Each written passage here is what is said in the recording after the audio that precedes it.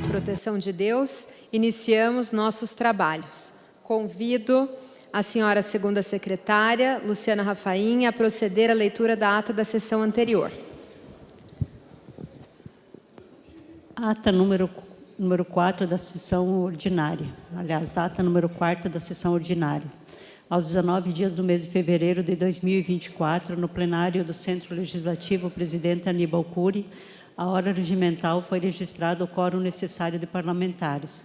O senhor presidente, o deputado Ademar Traiano, secretariado pelos senhores deputados Luciana Rafaim, na função de primeira secretária, Gilson de Souza, na função de segundo secretário.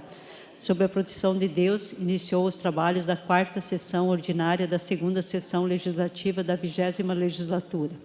Passando o senhor segundo secretário a leitura da ata da sessão ordinária anterior, número 3, de 6 de fevereiro de 2024, a qual, colocada em discussão, foi aprovada por unanimidade. Na sequência, a senhora primeira secretária procedeu à leitura dos documentos protocolados que compuseram o expediente do dia. Encerrada a leitura dos documentos, o senhor presidente informou a inversão do horário do pequeno com o grande expediente, que, por proposição da deputada Márcia Sulac, foi destinado a uma homenagem aos 40 anos da Central 156 de Curitiba, serviço de atendimento ao cidadão.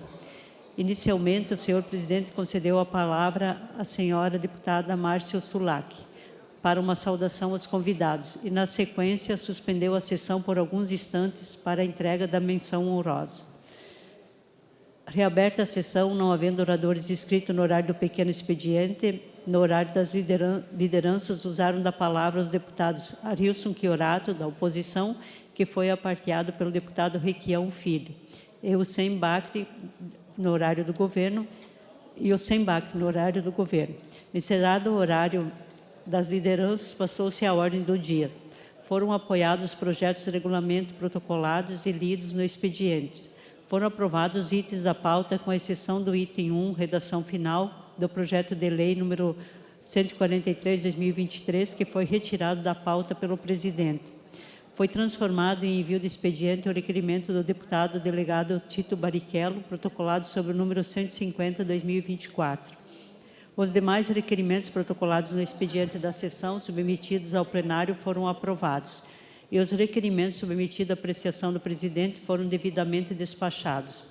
Nada mais havendo a tratar, o senhor presidente declarou encerrada a sessão, marcando outra sessão ordinária para terça-feira, 20 de fevereiro de 2024, a hora regimental. Levante-se a sessão. Assim se lavrou a ata, que será regulamentada e assinada pelo senhor presidente e pelo primeiro e segundo secretário da sessão. Era isso que continha a ata, senhora presidente. Em discussão a ata. Ata aprovada. Consulto a primeira secretária, Mabel Canto, se há expediente a ser lido. Assim, presidente. Ofício número 1314/2023, 1313/23, 1312/23, 1311/23, 1321/23, 1310/23, 1309/23 e 1308/23, do Gabinete do Governador, comunicando as sanções dos projetos de lei número 1054, 1015, 626, 502, 1049, 998, 997 e 825/2023. Também ofício número 1302/23 do Gabinete do Governador, comunicando a sanção do projeto de lei complementar número 14/23. Os ofícios número 1324 e 3424 do Gabinete do Governador, comunicando as restituições dos projetos de lei número 186/2022 e 444/2023. Ofício número 5324 do Gabinete do Governador, comunicando que a sanção do projeto de lei número 826/2023, por meio da lei 21.862, foi republicada em 17/1/2024. Os ofícios números 3308 e 3471/23 da Casa Civil, encaminhando resposta da Secretaria de Estado do Desenvolvimento Social e Família e da Secretaria de Estado da Educação a requerimentos da deputada Ana Júlia. Ofício número 3304-23 da Casa Civil, encaminhando resposta da Secretaria de Estado da Segurança Pública a requerimento da deputada Marli Paulino. Ofício número 3315-23 da Casa Civil, encaminhando resposta da Secretaria de Estado da Educação a requerimento do deputado do Carmo. Ofícios números 3314 e 3467/23 da Casa Civil, encaminhando respostas da Secretaria de Estado do Desenvolvimento Sustentável e da Secretaria de Estado da Saúde a requerimentos do deputado Goura. Ofício 31, 37 e 23 da Casa Civil, encaminhando resposta da Secretaria de Estado da Segurança Pública a requerimento do deputado Ricardo Arruda. Ofício número 3225/23 da Casa Civil, encaminhando resposta da Secretaria de Estado do Desenvolvimento Social e Família a requerimento do deputado Evandro Araújo. Também os ofícios 3223, 3136, 3130 e 3127/23 da Casa Civil, encaminhando respostas da Secretaria de Estado da Infraestrutura e Logística, da Fundação Estatal de Atenção em Saúde do Paraná e da Secretaria de Estado da Segurança Pública a requerimentos do deputado Cobra Repórter. Ofício 3461-23 da Casa Civil, encaminhando resposta da Secretaria de Estado da Fazenda a requerimento da deputada Maria Vitória. Ofício 3226-23 da Casa Civil, encaminhando resposta da Secretaria de Estado do Desenvolvimento Social e Família a requerimento do deputado Neile Prevô. Os ofícios 3134 e 3227/23 da Casa Civil, encaminhando respostas da Secretaria de Estado da Infraestrutura e Logística a requerimentos do deputado Luiz Cláudio Romanelli. Também o ofício 3224/23 da Casa Civil, encaminhando resposta da Secretaria de Estado da Cultura a requerimento do deputado Luiz Fernando Guerra. Ofícios 3135 e 3132/23 da Casa Civil, encaminhando respostas da Secretaria de Estado da Segurança Pública a requerimentos dos deputados Renato Freitas e professor Lemos. Ofício 3133-23 da Casa Civil, encaminhando resposta da Secretaria de Estado da Saúde a requerimento da deputada Luciana Rafaim. Os ofícios 3323 e 3324/23 da Casa Civil, encaminhando resposta da Secretaria de Estado da Fazenda e da Companhia de Tecnologia da Informação e Comunicação do Paraná, requerimentos do deputado Requião Filho. E ofício 3228-23 da Casa Civil, encaminhando resposta da COPEL a requerimento do deputado Hussein Bacri. É o que continha, presidente.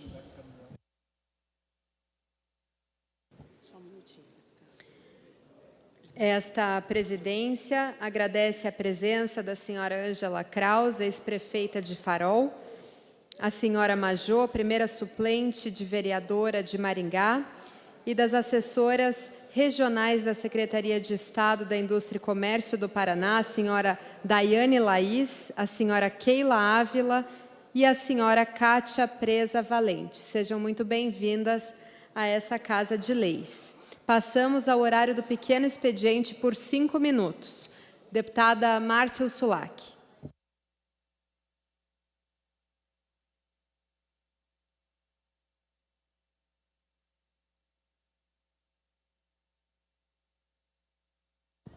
Boa tarde, senhora presidente. Boa tarde às deputadas que compõem a mesa. Deputada Luciana Rafaim, deputada Mabel, todos os deputados e deputadas e todos aqueles que nos acompanham pelas redes sociais e a TV Assembleia. Hoje eu subo à tribuna para falar um pouco de conflito e guerra, mas também falar de ações que podem contribuir para que esses conflitos e essas guerras não aconteçam e não façam-as crescer mais. Toda e qualquer guerra representa a preponderância do ódio e desprezo contra as pessoas em detrimento daquilo que o ser humano tem de mais precioso, o poder de fazer escolhas e evitar o mal. Esse poder é ignorado em muitas ocasiões. Sai o foco no ser humano, no diálogo, e entra em cena bombas, tanques, aviões, artilharias, a serviço de disputas territoriais, diferenças ideológicas, rivalidades étnicas, disputas por recursos. Hoje, estamos em um período especialmente conturbado, em que milhares de seres humanos vêm sendo vítimas, seja simplesmente por perderem a vida, seja por verem suas casas destruídas, seja pela perda de parentes e pessoas próximas. Felizmente, nós vivemos num país e num estado pacíficos, que infelizmente não deixam de sofrer os reflexos das guerras. O que pode parecer uma tragédia distante, que acompanhamos pelo noticiário, no entanto, está mais ligado ao nosso dia do que parece. O Paraná abriga a maior comunidade ucraniana do Brasil. São mais de 500 mil pessoas que, ao longo dos anos, têm dado muitas contribuições para a nossa riqueza cultural, econômica e social. São pessoas com quem convivemos quando circulamos pelas ruas, pelo comércio, em eventos. Principalmente nas cidades de Curitiba e Prudentópolis, principais redutos do povo ucraniano no nosso estado. São, portanto, nossos vizinhos que há 2 anos convivem com a guerra desencadeada pela invasão russa, muitos deles com parentes nas áreas de conflito bélico. As estimativas apontam que o conflito já deixou mais de 500 mil mortos e feridos. As vítimas são principalmente soldados de ambos os lados, mas aproximadamente 10 mil civis ucranianos morreram, sendo que metade deles longe da frente de batalhas, ou seja, em seus espaços de convivência. É uma tragédia sombria que levou 6 milhões de ucranianos, numa população de 44 milhões, a abandonarem o seu país.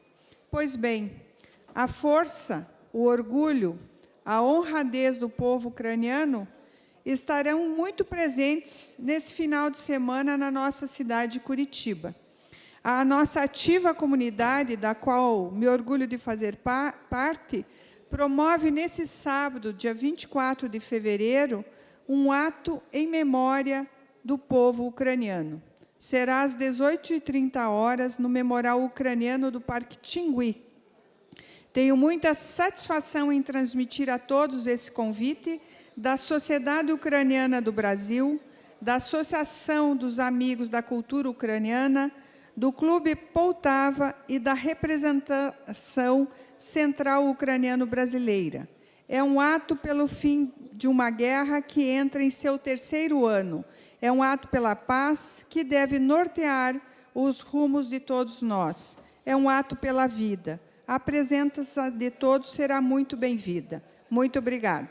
Quero aproveitar nos minutos que me restam, senhor presidente, deputada, também para convidar todos os presentes na quinta-feira, dia 19, às 9h, no plenarinho da Assembleia, eu vou realizar uma audiência pública para debater os desafios do enfrentamento à dengue no nosso estado do Paraná. É uma doença que tem atingido... Deputada, por favor, para concluir. Atingido muitos municípios, nós já temos inúmeros casos de óbitos e várias pessoas doentes, provocando aumento aí dos atendimentos na área de saúde, e uma ação que nós precisamos fazer juntos, todos juntos.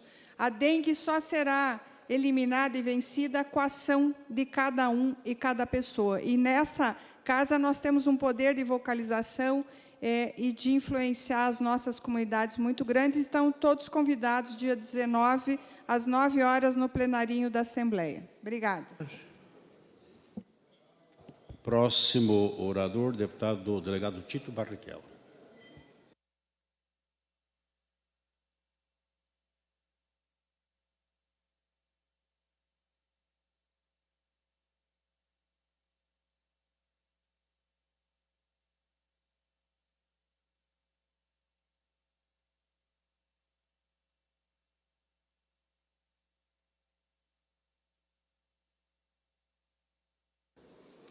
Quero, inicialmente, cumprimentar o excelentíssimo presidente da Assembleia Legislativa do Estado do Paraná, cumprimento o líder do governo, o líder da oposição, caros pares deputados estaduais, Cumprimento o público honesto que nos assiste na TV Assembleia, não cumprimento a bandidagem que porventura esteja nos assistindo, cumprimento a imprensa livre que garante o Estado democrático de direito. Somente com uma imprensa sem controle, somente com redes sociais sem controle, é que efetivamente a liberdade será garantida em nosso país. Cumprimento também minha linda e bela esposa, a delegada Tatiana, que se faz aqui presente. Senhores, fui surpreendido na data de ontem por 3 representações protocoladas por um deputado desta casa.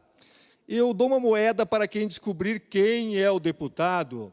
É um deputado que estava na Marcha da Maconha, no último evento ilegal, porque as pessoas estavam usando drogas, e como a Lei 11.343 diz que é crime, então eram condutas ilegais. É o mesmo deputado que fechou uma igreja, atrapalhando o culto. Quem será que é ele, hein? Pois bem, é ele mesmo, o deputado Renato Freitas. Representou por quebra de decoro parlamentar, senhor presidente, contra a minha pessoa.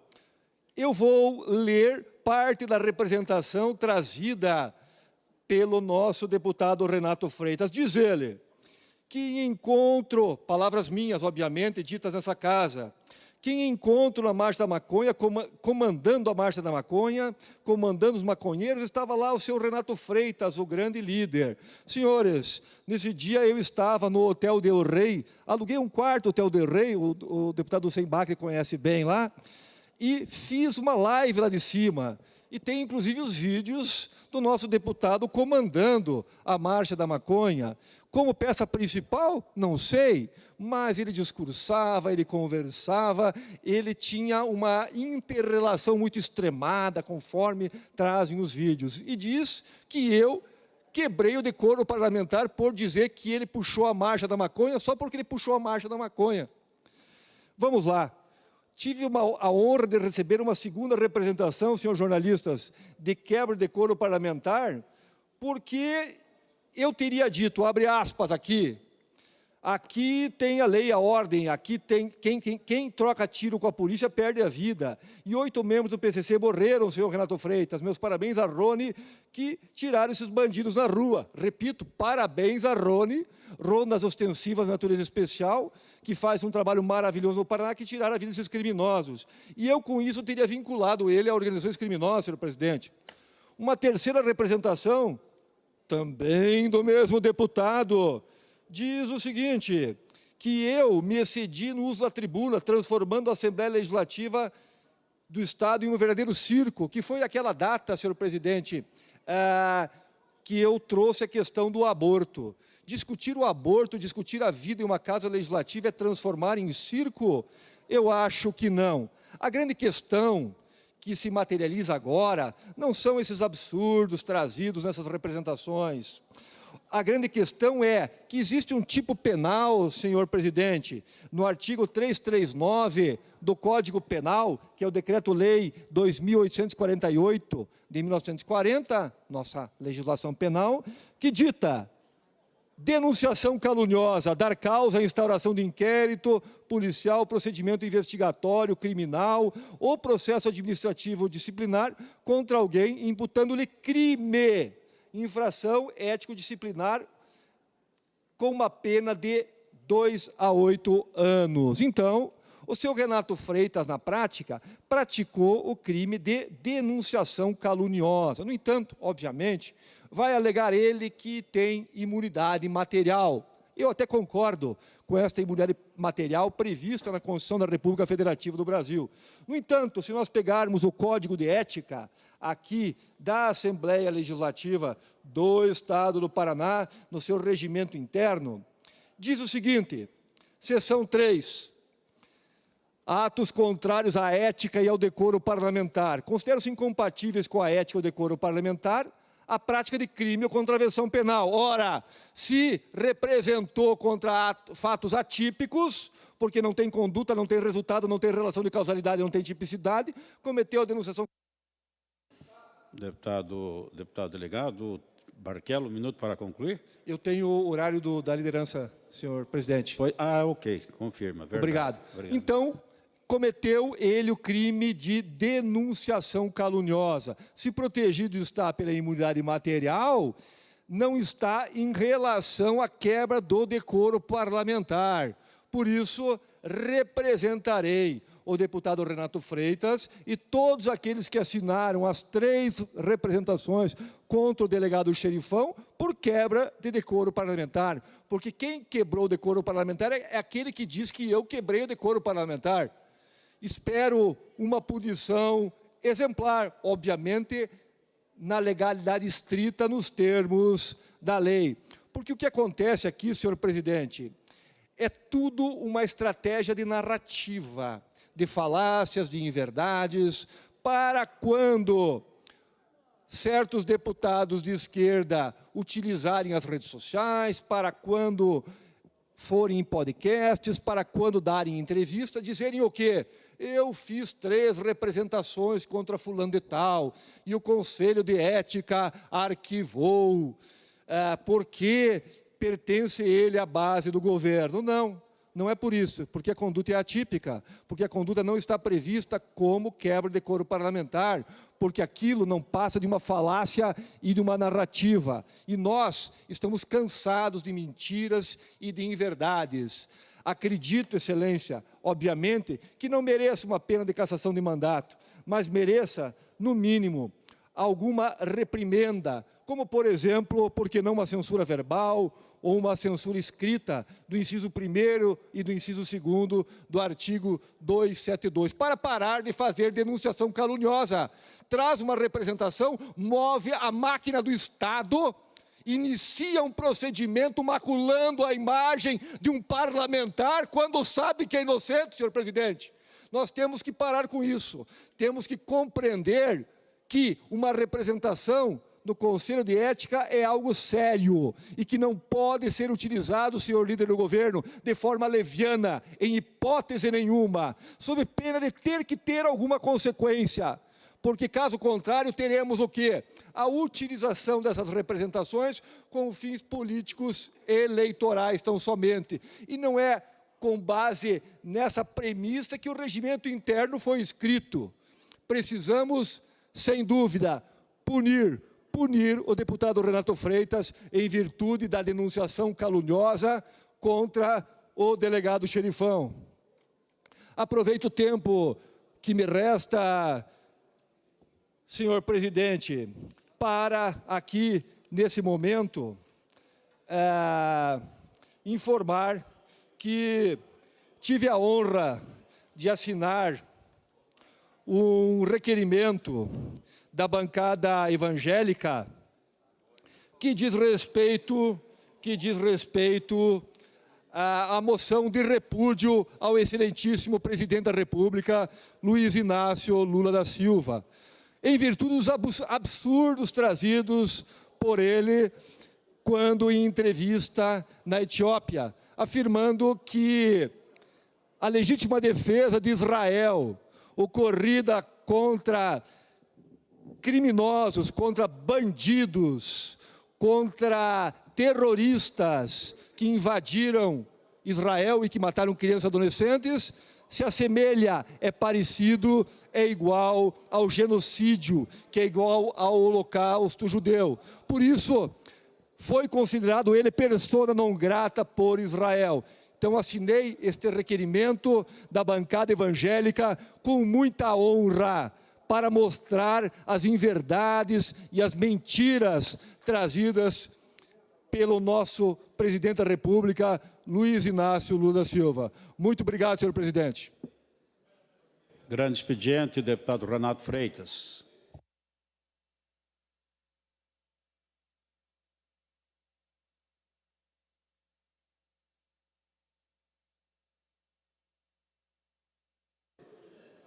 Pela ordem, me permite? Deputado, me permite? Pois não, deputado, sim. Bem rápido. O vice-prefeito Gilson de Ortigueira está aqui. Eu peço licença, ele que é vice-prefeito, ele está recebendo uma homenagem em nome do falecido pai dele aqui, que era para ter sido entregue, e por conta, senhor presidente, a gente sabe da agenda, a gente não quer atrapalhar. Então, Então, eu só pediria essa atenção, deputado Renato, deputado presidente. O tempo não está ainda correndo, pode fazer. Só entrega, então. Só estou entregando aqui agora, né? Pois não. Obrigado e receba essa homenagem em meu nome e em nome da Assembleia, senhor vice-prefeito, tá bom? Obrigado. Deus abençoe. Obrigado. E está zerado o tempo do Renato. 10. Deputado Renato, seu tempo inicia agora. Boa tarde a toda a população brasileira, paranaense, em especial aos deputados e aos servidores que trabalham nessa casa. Essa casa de parlamentares, onde é necessário falar. E o falar, quando diz respeito à verdade, precisa de coragem. Coragem para desagradar os poderosos.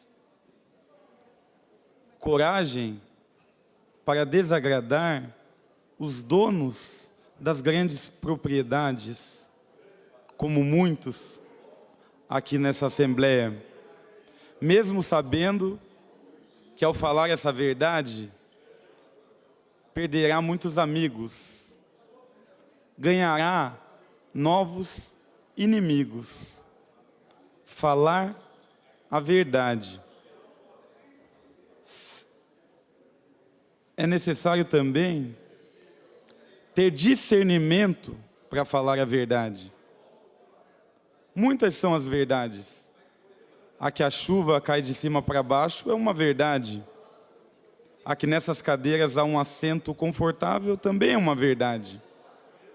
Verdades inocentes, que não atingem o núcleo do poder. Eu disse aqui nessa casa uma verdade, e todos viraram as costas, como fazem agora. A verdade foi de que aqui, em grande maioria, os deputados não são interessados nos direitos e nas melhores condições de vida do povo. Aqui nesse lugar, vige, infelizmente, a lógica do benefício próprio, a lógica dos cargos comissionados, dos tráficos de influência, dos postos almejados, nem que para isso seja necessário pisar no crânio do próprio colega ao lado, que é cumprimentado e abraçado todos os dias. Aqui, nesse lugar, eu soube, com os meus olhos, que a corrupção reinava e representava e representa esse parlamento.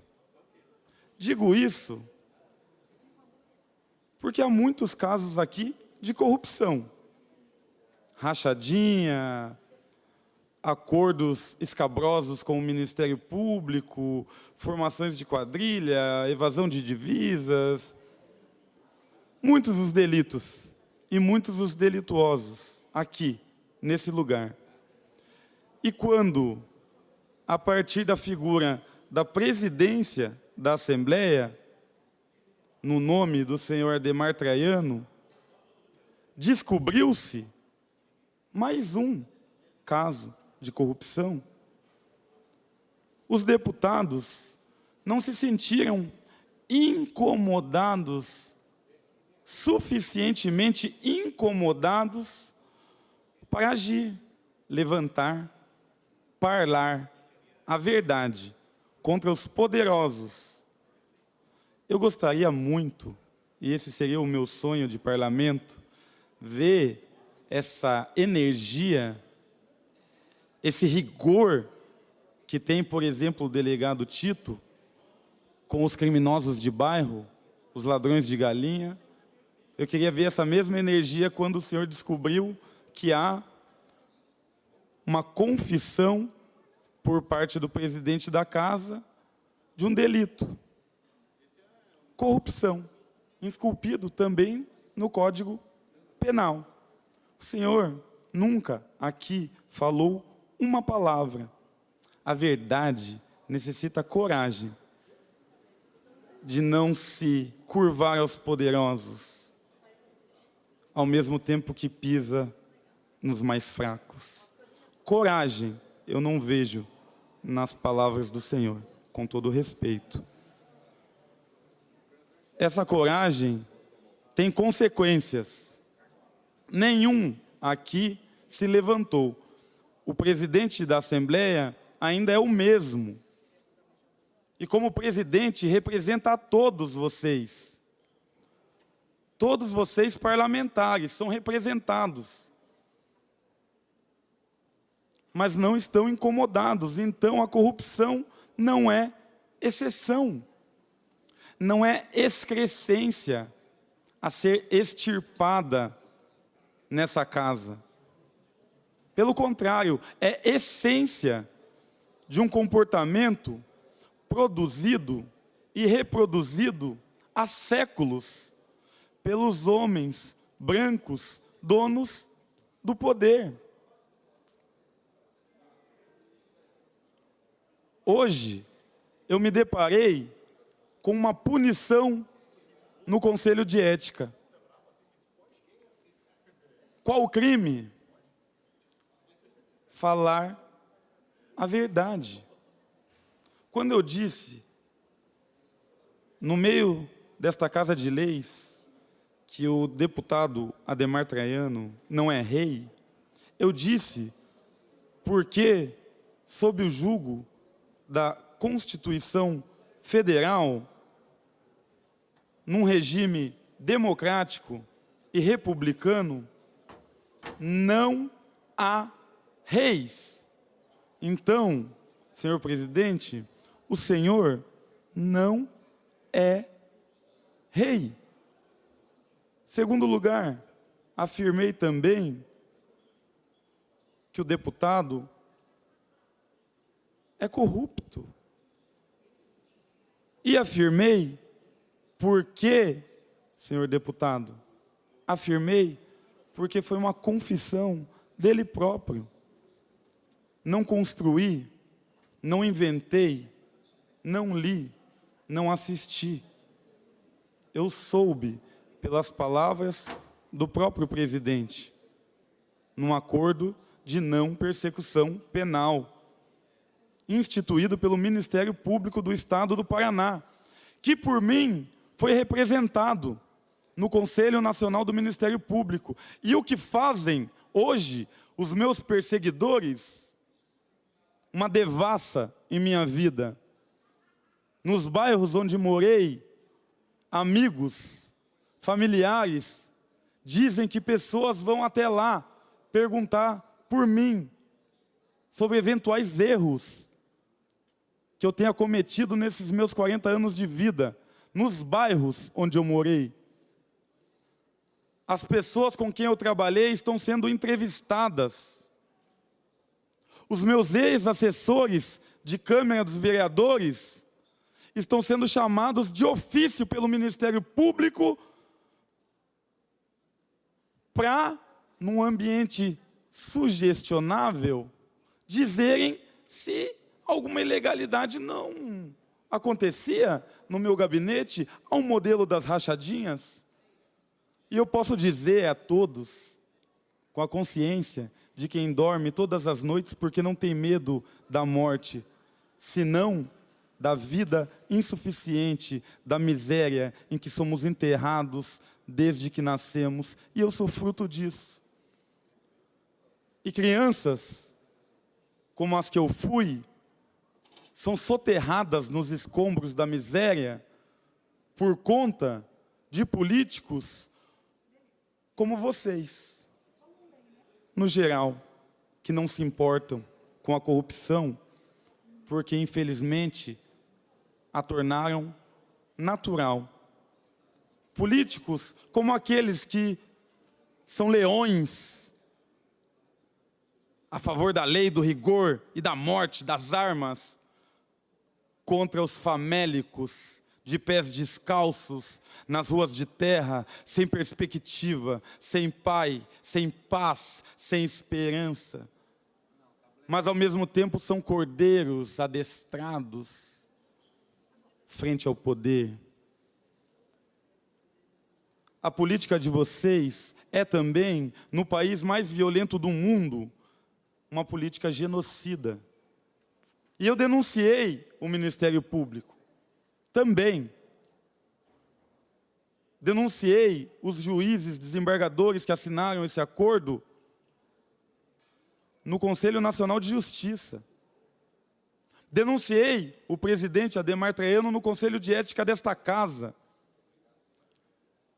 Denunciei as forças policiais quando executaram covardemente pessoas inocentes na rua da cidade, como o jovem Caio José, que aqui foi difamado pelo deputado Ricardo Arruda. Eu disse a verdade e sabia que dizer a verdade requer coragem, discernimento, mas, sobretudo, propósito. E eu tenho um propósito. Não quero ibope, não quero likes, não quero ser deputado federal, senador ou presidente.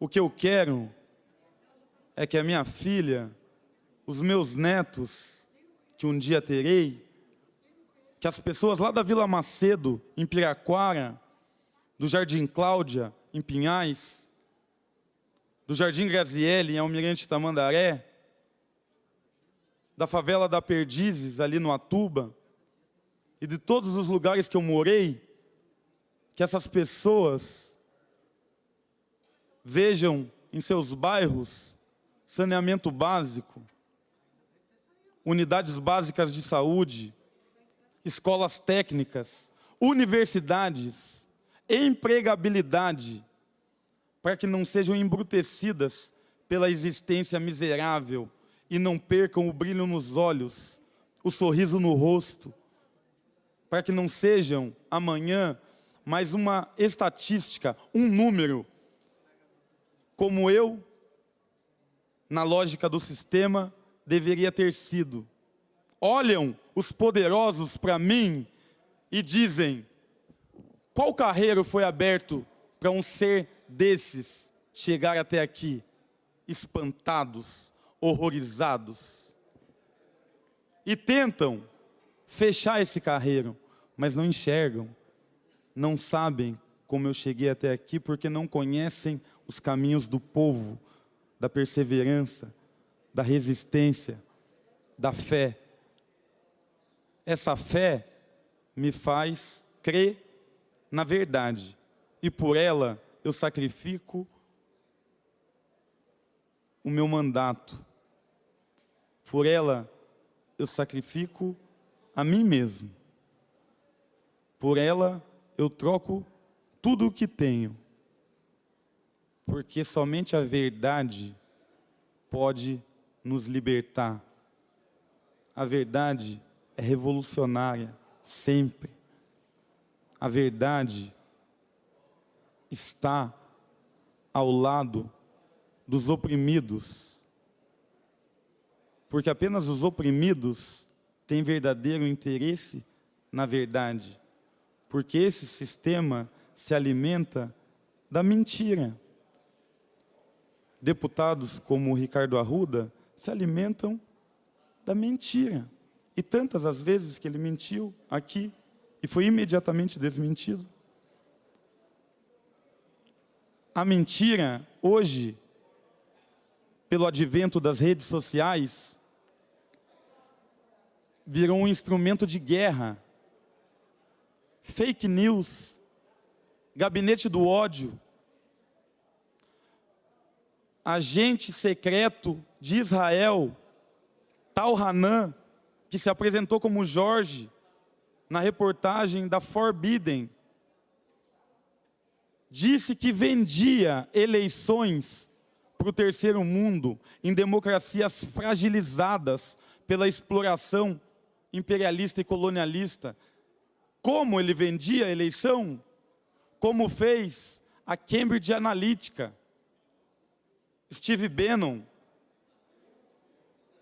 fabricando fake news em ritmo industrial, a ponto das pessoas confundirem o que é verdade com o que é mentira. Um minuto para concluir, deputado. Guerra, a mentira, tem como resultado inevitável a discórdia.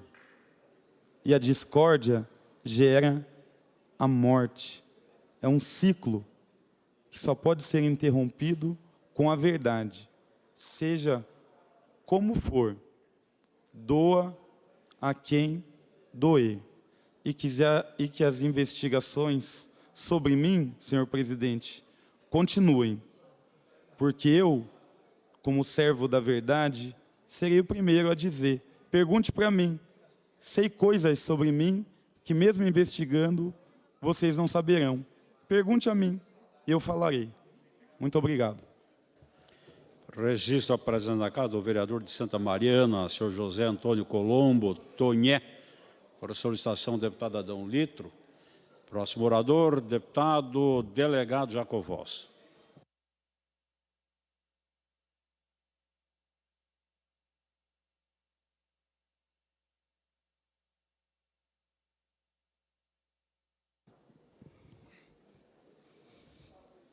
Senhor presidente, demais pares,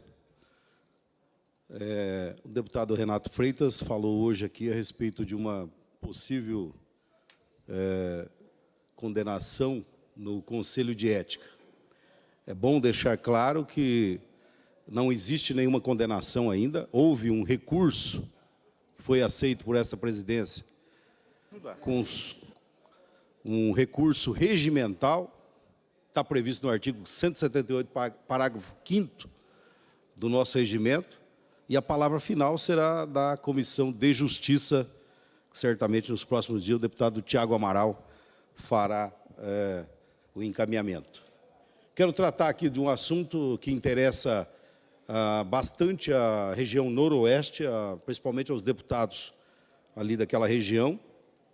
Nós estamos encontrando um problema sério lá, com relação ao hospital filantrópico, um hospital essencialmente que atende pelo SUS, que é o hospital que atende também os funcionários públicos da região noroeste. São mais de 15 mil funcionários que dependem do atendimento do Hospital Metropolitano de Sarandi ou da Rede Metropolitana de Sarandi.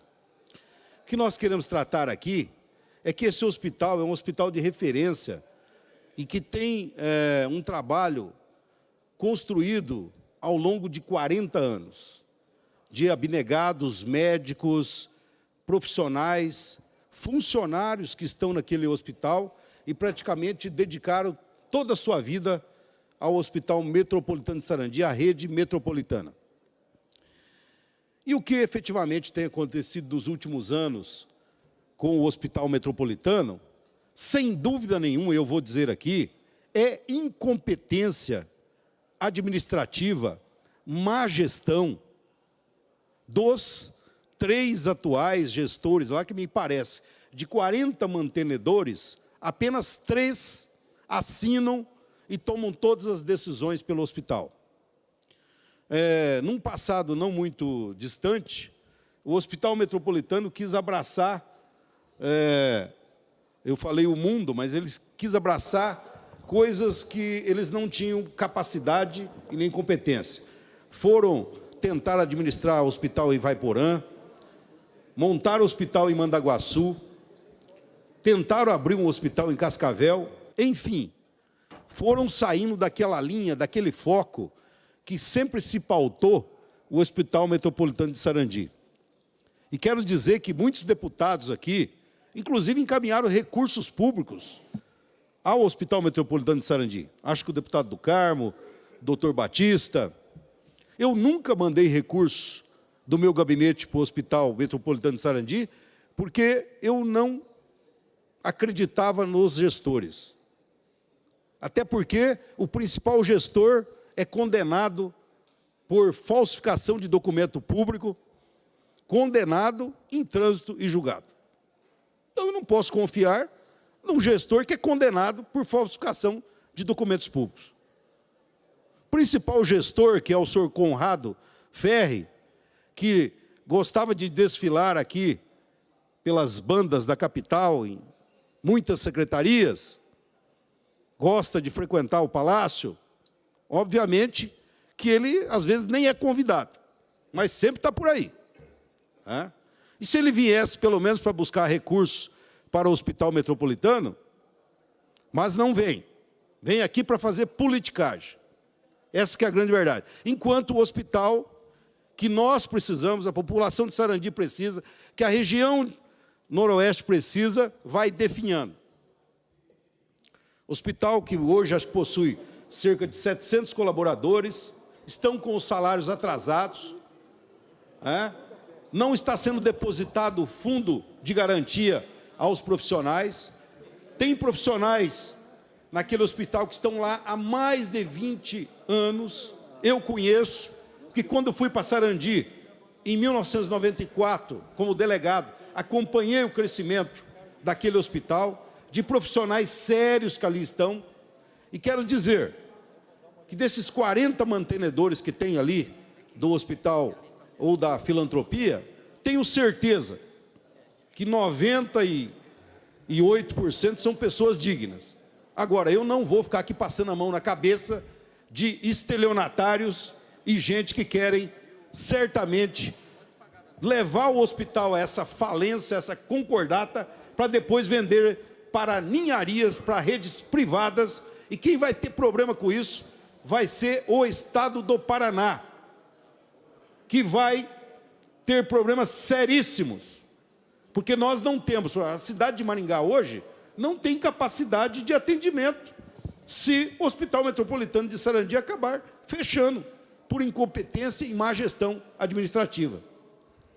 Quero dizer também que eu não...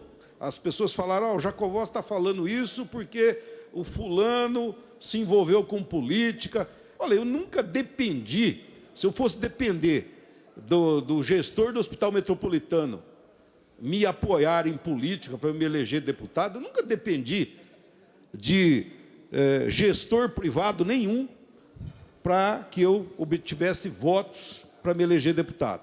Eu quero dizer aqui com muita tranquilidade que nós queremos é que o Hospital Metropolitano sobreviva, que ele passe por todas essas questões. Agora, o que não pode acontecer é, há 30 dias atrás, o diretor clínico pediu demissão.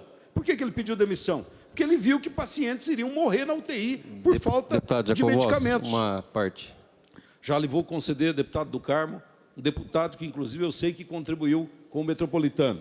Olha, na sexta-feira, a 15ª Regional de Saúde, pelo que eu sei, foi chamada em urgência na UTI do Metropolitano de Sarandi, e saiu às 3 horas da manhã de lá. E aí decidiram, de uma hora para outra, transferir 18 pacientes, senão eles morreriam. E aí, obviamente, quero aqui dignificar a capacidade da Secretaria de Saúde em rapidamente montar uma situação de transferência desses pacientes. Mas aí transfere um para Goiorê, outro para Colorado, outro para Cascavel, outro para Londrina. E a família desses pacientes, que são todas ali de Sarandi e Maringá? Eles vão do quê? Eles vão de Uber, vão de ônibus, porque os pacientes estão indo de ambulância, alguns foram de helicóptero. São 45 UTIs. Dessas 45 UTIs, hoje, eles só têm capacidade de atendimento para 15 UTIs. Agora, o que nós temos de fazer? Nós, deputados, governo, nós queremos, obviamente, que o hospital sobreviva, que o hospital permaneça. Agora, eu acho que colocar dinheiro na mão de gente que está condenado por desvio de dinheiro, por falsificação de documento público, não dá. Tem de trocar a gestão do hospital. Então, eu estou aqui para dizer que 98% das pessoas que estão lá, mantenedores, são sérias e honestas. Agora, não vou admitir que pessoas desonestas levem à falência o Hospital Metropolitano de Sarandi. Do Carmo, por favor. Deputado, eu analisei com muita cautela a sua fala. Eu acho que é um momento muito duro para a cidade de Sarandi e para toda a região, principalmente Maringá. Só que digo que tenho extremo respeito por Vossa Excelência, só que nós temos que ter um pouco de propriedade. Primeiro, o gestor do hospital hoje, ele não é condenado por nada. Que o condenado, o senhor está dizendo, se assim é, ele faz parte do corpo do hospital, mas é o pai do Conrado Ferri. Ele é o gestor, pelo menos no papel, do hospital. Segundo, são 40 anos prestando serviço para toda a comunidade de Maringá. Eu acho que um primeiro momento agora, nós temos que, como o senhor já fez várias documentação e nós vamos aguardar, ver o que realmente, em números, o que o Estado colaborou ou não, seja, eu enviei emenda parlamentar e posso falar com propriedade porque ajudei o hospital, e quando a gente fala ajudar, são pessoas que têm o atendimento do SUS, e também aqueles colaboradores do hospital que estão trabalhando e precisam ter o seu sustento em dia. Então, eu quero dizer que eu acho que a força-tarefa nossa, através dos documentos que o senhor já solicitou, é ver qual a participação do Estado, legalmente, aonde que o Estado vai poder colaborar ou não, e realmente verificar essa documentação, inclusive da pessoa que está à frente, porque documentalmente eu tenho que é o seu Conrado Ferri, mais o pai, que está à frente do hospital. Então eu quero aqui me colocar à disposição, como todos nós, o deputado Evandro fez uma fala, só para você ter uma ideia do equívoco. Nós recebemos uma ligação, e eu recebi uma ligação de uma das pessoas da secretaria, naquele dia que a gente ligou e retornou, dizendo que somente 2 pacientes iriam ser transferidos. Quando o diretor nosso chegou em Maringá, a gente foi convidado com a coletiva, lá já era 18. Então, os próprios números e as próprias falas se contradiziam dentro do órgão do Estado. E chegou a hora do Estado dizer o seguinte, olha, nós pagamos X e teve atendimento do X. Porque uma das coisas que nós ouvimos muito o secretário nosso de Saúde dizer é que a própria tabela SUS hoje não se faz o valor necessário para se atender o paciente. Então, antes de queimar qualquer reputação aqui, e como eu disse, com muito respeito à sua fala, eu gostaria de saber os números que o Estado ajuda aquela instituição e, claro, saber o que nós vamos poder fazer, porque os maiores prejudicados serão as pessoas que são atendidas naquela região, os pacientes e os colaboradores que estão lá sofrendo. Então, eu quero aqui deixar o registro e dizer que agora chegou a hora de nós se unirmos à bancada de Maringá para que a gente some nessa demanda do hospital. Perfeitamente, deputado do Carmo, agradeço a sua intervenção. Quando eu digo aqui que o gestor atual está condenado por falsificação de documento público em trânsito julgado, obviamente que eu estou falando dentro de um contexto que eu tenho os documentos, né? Não obstante o crime já ter ocorrido há um certo tempo, aliás, quem se propôs comigo aqui, nós vamos apresentar um projeto aqui que gestor de hospital filantrópico no Paraná não possa estar condenado com trânsito em julgado, principalmente por falsificação de documento público. Amanhã nós estaremos apresentando um projeto nesse sentido. Porque não pode, o gestor que está condenado não pode ser diretor de hospital filantrópico. Primeiro, concedo a palavra ao nobre deputado Evandro Araújo e depois ao nobre deputado Arilson. Deputado Evandro. Deputado Jacovós, eu quero manifestar também aqui minha preocupação com a situação toda que vem ocorrendo. Como aqui mencionado por Vossa Excelência e pelo deputado do Carmo, a grande preocupação é com as pessoas de Sarandi, e Vossa Excelência foi muito preciso quando disse que a nossa região não comporta a ausência do Hospital Metropolitano. Então, nós precisamos do Hospital Metropolitano forte, saudável, e nos levantamentos que nós fizemos preliminares, a Secretaria de Saúde disse que está ok os repasses em relação àquilo que o Estado tem de pendência para o Hospital Metropolitano. Pelo que me consta, a Prefeitura também não deve ao Hospital Metropolitano.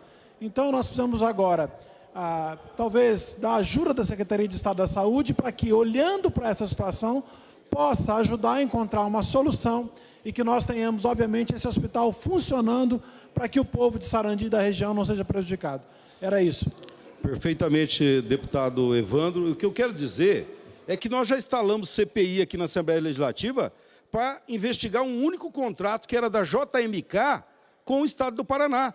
E naquela CPI, que teve 30 mil páginas de relatório, nós constatamos lá que a empresa JMK fraudava o Estado. Quando eu falo em instaurar uma CPI para investigar os recursos públicos que foram enviados ao Hospital Metropolitano, à rede metropolitana, nós queremos saber se os gestores não estão desviando o dinheiro e levando o hospital à falência. É nesse sentido. Deputado Arilson. Deputado Jacovós, eu quero aqui externar minha preocupação, como Vossa Excelência, como do Carmo com o Evandro, com a questão do Hospital Metropolitano. É um hospital muito importante para a região norte do estado, para o noroeste. E nesse momento, com respeito à posição de Vossa Excelência, do Carmo e de outros, a gente não pode deixar de modo algum o hospital fechar, porque vai prejudicar uma gama de municípios da população. Então, o foco principal agora é a gente conseguir com o governo municipal, com o governo estadual, com o governo federal, uma condição de manter o serviço, de pagar os funcionários e a gente retomar a normalidade. Quanto a depois as suspeitas e coisas que foram levantadas aqui, que se tramitem nos tempos burocráticos normal. Mas o importante é a gente deixar... Cortou aqui.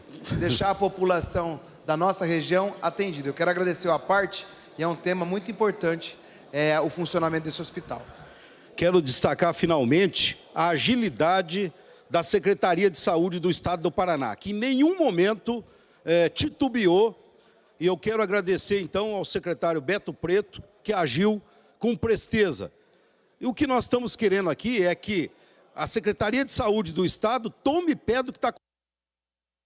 Deputado Jacovós, por favor, um minuto para concluir. Para concluir, tenho certeza que o hospital vai sobreviver desde que maus gestores sejam afastados. É esse o nosso pensamento e nós vamos, se for o caso, instaurar uma CPI aqui para investigar os recursos. Aliás, já apresentei o requerimento e conto com a colaboração dos demais pares para assinatura. Obrigado.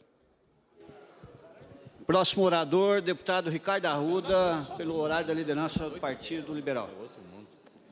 Senhor presidente, pela ordem, Fadel. Pela ordem, Fadel. Só para registrar a presença aí das mulheres da SEIC, Secretaria de Indústria e Comércio, no nome da Keila e da Cátia, que se fazem presente aqui.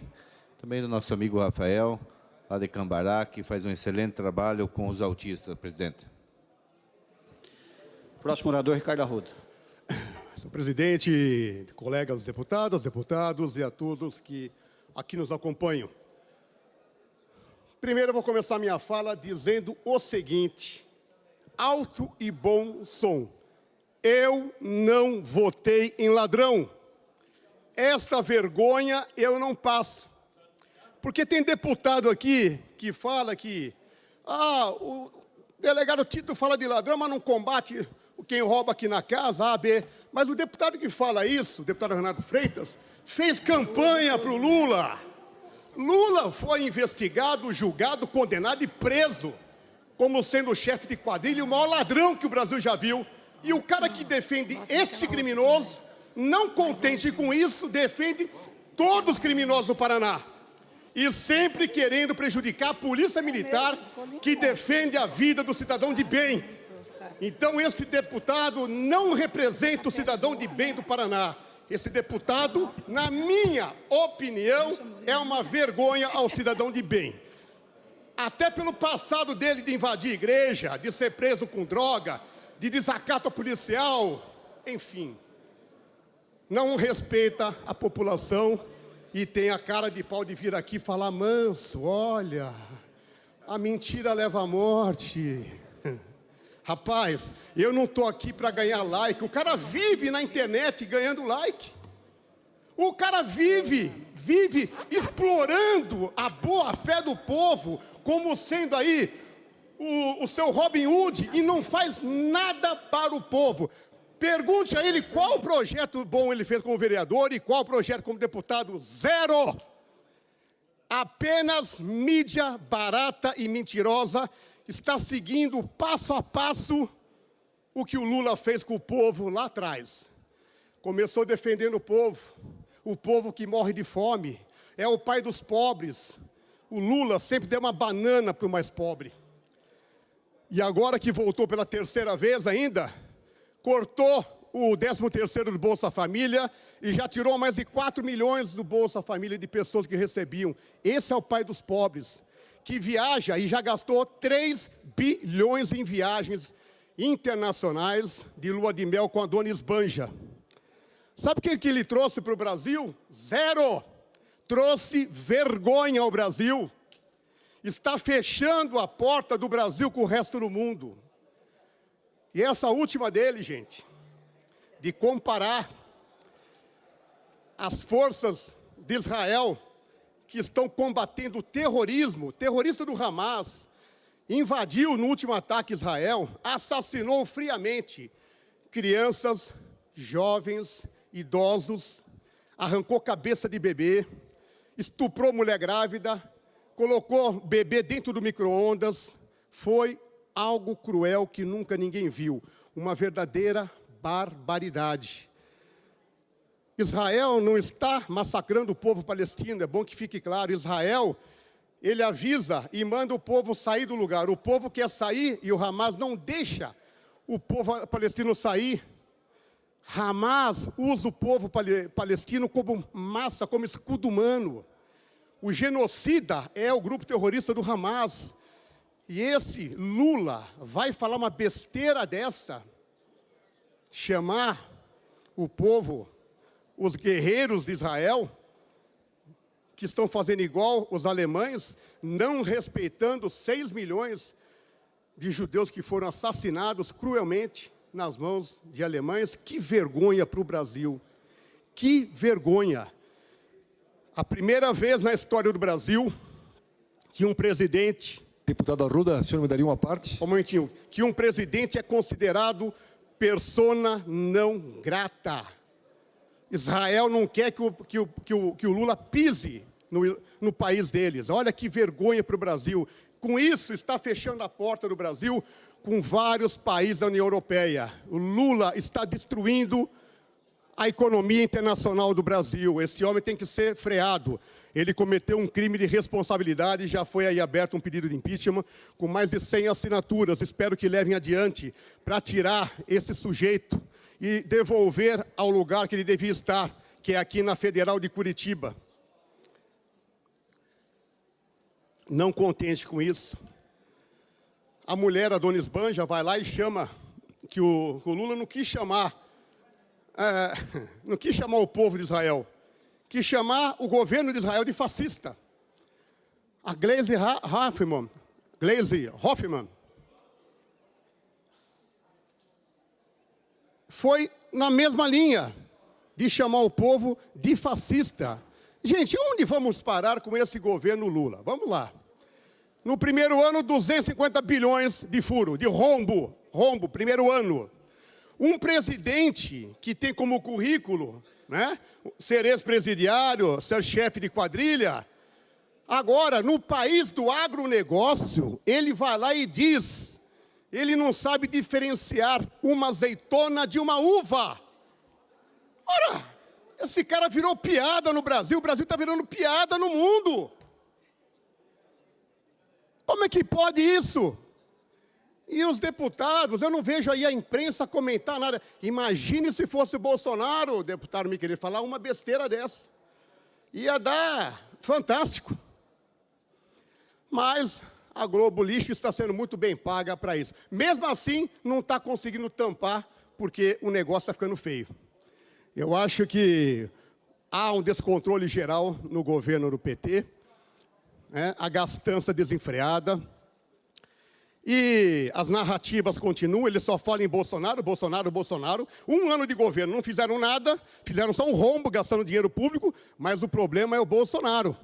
Até o jornalista da Globo chegou ao ponto de falar que o rombo no governo de hoje é devido aos superávites que o Bolsonaro deixou. Eu até entendi. Como é que o Bolsonaro vai deixar dinheiro se um ladrão ia assumir o poder?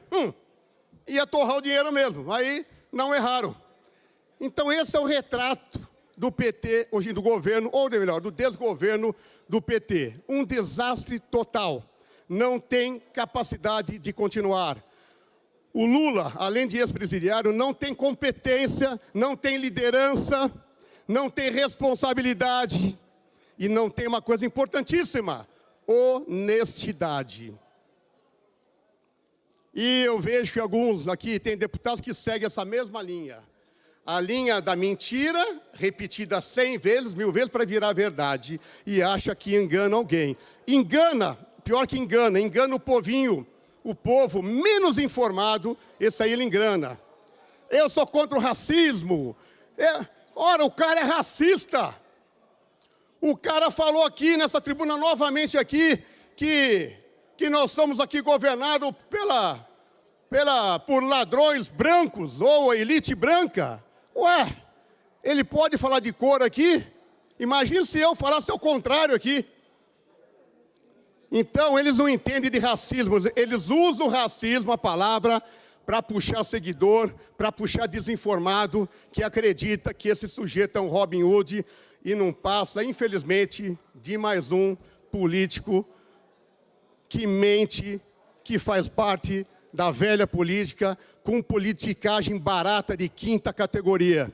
Então, eu nem ia perder tempo mais falando desse cidadão, porque o meu trabalho aqui é fazer projeto de lei e aprovar lei, é mostrar as verdades que eles não mostram, é escancarar a verdade desse governo PT, das roubalheiras, das falcatruas, das imoralidades. Isso continuaremos fazendo. Mas, lembrando aqui, deputado Romanelli, vamos mudar o assunto aqui para finalizar. Hoje teve aqui uma audiência pública importante, falar sobre pedágio. Parabenizo aqui o deputado Romanelli, que fez uma explanação técnica e realmente bem detalhada. E eu dei uma ideia para ele, porque compareceu aqui, o deputado Arilson estava lá, o deputado Zeca Dirceu estava lá, e o Romanelli falou que vai para Brasília amanhã ter uma reunião, falar sobre pedágio. O problema do pedágio no Paraná, deputado Arilson, está facílimo de resolver. Se vocês conseguirem fazer com que o Lula cumpra pelo menos uma promessa de campanha, resolveu o problema do pedágio no Paraná.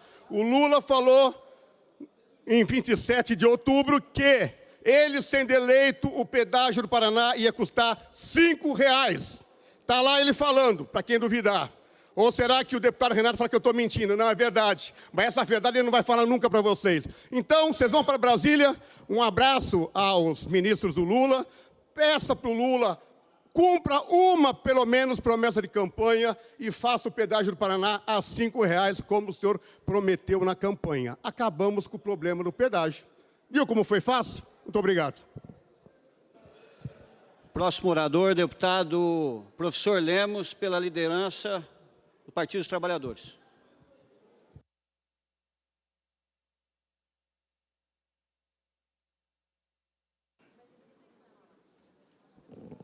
Senhor presidente, senhores deputados e deputadas, quero cumprimentar todos e todas. Ao tempo que cumprimento quem nos visita no dia de hoje, sejam todos bem-vindos e bem-vindas à Assembleia Legislativa. Cumprimento também a todos e a todas que acompanham a sessão pela TV e pelas demais mídias sociais da Assembleia Legislativa. Quero aqui falar de algo que está preocupando todas as escolas no estado do Paraná. O secretário de Estado da Educação determinou a redução do porte das escolas, retirando profissionais que são importantíssimos para a educação do nosso estado. Tem escolas que têm turno, como no noturno, por exemplo, de algumas escolas, não tem mais diretor ou diretor auxiliar. Isso gera um grande problema. Houve a redução também do número de pedagogas, de pedagogos das nossas escolas. E já havia uma falta de merendeiras, de zeladoras, que são funcionárias que fazem um trabalho fundamental nas nossas escolas. E ainda assim, houve redução. Eu visitei várias escolas e há uma reclamação geral. Ontem, alguns diretores e diretoras redigiram um requerimento que já está assinado, só ontem mais de 200 diretoras assinaram. e vão, evidentemente, entregar ao secretário de Estado da Educação. Quero aqui fazer um apelo ao deputado Hussein Bacri, que é líder do governo e também preside a Comissão de Educação desta Assembleia Legislativa, para que possamos, juntos com os nossos diretores e diretoras, fazer com que o Estado acolha este clamor que vem das escolas, que não faça redução do porte, que recomponha em todas as escolas o número de funcionários, o número de pedagogos e pedagogas, de diretores, diretores auxiliares, que são necessários para o bom andamento das nossas escolas. Também, em janeiro, foi alterado o valor do piso salarial do magistério no Brasil. 3,6% tem que ser adicionado ao salário inicial dos professores em todo o Brasil. E no Paraná também. Isto não aconteceu. O pagamento de janeiro não trouxe os 3,6% aos nossos professores. E o de fevereiro também não está. Por quê? Porque o governo não mandou para a Assembleia o projeto de lei que nós já deveríamos ter aprovado aqui para garantir o pagamento do salário mínimo, que é o piso, que é o menor valor que um professor no Brasil tem que receber. São os professores e professoras da educação básica, que trabalham lá com o ensino infantil, com o ensino fundamental, com o ensino médio, e todas as suas modalidades. Se aplicar os 3,6% ao piso dos professores do Paraná, hoje estão recebendo, por 40 horas de trabalho, R$ 4.420,54. Passaria para R$ 4.580,57. Significa 3,6%. É pouco. É R$ 160,03 a mais. Mas é o que manda a nossa legislação. Por que que determina este reajuste no piso? Porque o Estado, assim como os municípios, a partir de janeiro estão recebendo 3,6% a mais de repasse do Fundeb. Há um recurso maior nos cofres do Estado e parte desse recurso tem que entrar no salário para valorizar os profissionais de educação, neste caso, os nossos professores e professoras. Então é preciso, e eu quero aqui mais uma vez cobrar o governador que mande com urgência para esta Assembleia o projeto de lei para garantir o piso dos professores. Porque no ano passado, o piso só foi implementado em agosto. Deveria ter sido implementado desde janeiro do ano passado. E só foi implementado em agosto. Que este ano isto não aconteça. Que venha logo para cá esse projeto para a gente votar aqui por unanimidade. Também o governo mandou no finalzinho do ano, no apagar das luzes, o projeto para reestruturar o plano de carreira do QFEB, dos funcionários de escolas, agentes educacionais 1 e 2. E nós discordamos, assim como os funcionários, daquele projeto original. Apresentamos todas as emendas que foram debatidas com a APP Sindicato, porque vimos que o projeto ficou diferente da lei aprovada para o QFEB, para o QPPE. Então, o QFEB ficou diferente do QPPE. E era igualzinho até abril do ano passado. Então, nós queremos que o governo mande para cá, como foi, inclusive, debatido aqui nesta casa. O governo se comprometeu de, no começo deste ano, mandar um projeto para cá para corrigir as injustiças do do QFEB, para fazer justiça à merendeira, à zeladora de escola, para fazer justiça à bibliotecária, à secretária da escola, aquela e aquele que trabalha no laboratório da escola, que são os agentes administrativos, são os agentes 2. Então, nós queremos igualdade, porque fazem a mesma carga horária por semana, tem a mesma formação e está recebendo um salário menor. Por isso, nós protestamos no final do ano, quando aquele projeto estava aqui, apresentamos as emendas, elas foram rejeitadas, com o compromisso do governo mandar, no começo deste ano, um novo projeto para corrigir as imperfeições daquela lei, fazendo justiça aos funcionários de escolas do Estado do Paraná. Então fica aqui também o nosso apelo para que o governo mande o mais rápido possível para a gente aprovar aqui, também por unanimidade, e fazer justiça a cada funcionário e a cada funcionária que faz um trabalho relevante na formação de mais de 1 milhão de estudantes da rede estadual do Paraná.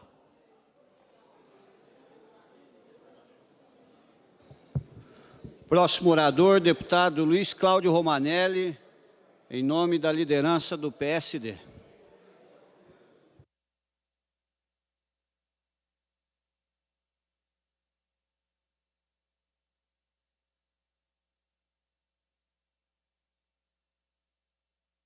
Senhor presidente, senhoras deputadas, senhores deputados, olha, eu queria dizer a importância que nós pudemos hoje sentir aqui nessa casa, por uma ampla participação dos deputados dessa casa, na audiência pública que promovemos para debater um tema fundamental para a economia do noroeste do estado do Paraná, que é a inclusão da duplicação da BR-376 entre Paranavaí e Nova Londrina.